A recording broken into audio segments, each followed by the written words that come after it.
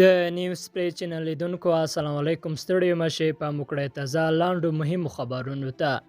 د سوداګرۍ وزارت وایي له افغانستان نه چین ته 40% صادرات زیات شوي. د افغانستان د صنعت او سوداګرۍ وزارت وایي د تیر کال د لومړۍ روبې په پرتله روان کال په هم د موده کې له افغانستان نه چین ته په صادراتو کې 40% زیاتوالی راغلی. د دغه وزارت ویاند فواد احمدي ازادي راډیو ته ویل له افغانستان نه چین ته وچه میوه، قیمتي او نیمه قیمتي ډبرې، جلغوزي، طبي بوټي، لاسي صنایع او نور تولیدي توکي صادریږي. احمدزي زیاتوي د افغان حکومت په ځانګړي توګه د صنعت او سوداګرۍ وزارت هڅه او پالیسي دا ده چې بهر ته خپل صادرات زیات کړي. دا یوازې چین نه ده چې روان کال ورته له افغانستان صادرات زیات شوي، بلکې د صنعت وزارت په وینا د تیر کال په پرتله له افغانستان نه اردن ته هم په صادراتو کې 70% زیاتوالی راغلی. بل ورته افغانستان کې روان کال د بادرنګو تولیدات زیات شوي. د افغانستان د کرنې، مالدارۍ او اوبو لګولو وزارت وایي روان کال به د بادرنګو په تولیداتو کې د پام وړ زیاتوالی راغلی او ښه بازار هم لري.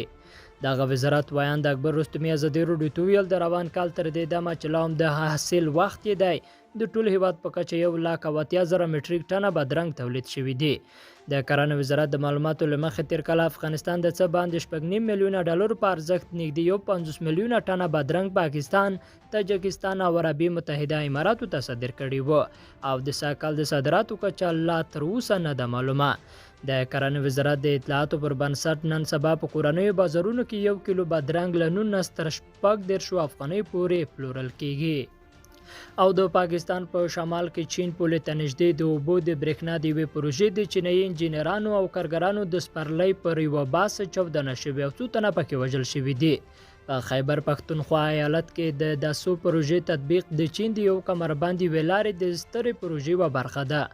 د رویټرز خبري اژانس د راپور له مخې په دې پیښه کې د 6 چینایانو او 2 پاکستاني پوځیانو په ګډون لږ تر لږه 10 تنه وژل شوي دي. په سیمه کې به پاکستاني جګپوړي چارواکي د خپل نوم نه افشا کېدو په شرط رویټرز خبري اژانس ته ویلي چې دغه باس له 10 زیات چینایي انجینران د داسو ښار په شمال کې له یوه کیمپه د داسو بند ته لیږدول. د پاکستان جیو ټلویزیون د رسمي سرچینو په حواله د وژل شویو شمېر 10 تنه ښودلی. تر اوسه د دې پیښې مسؤلیت چا نه دی اخیستی. لیدونکو له ملتیا مننه، ښې چارې.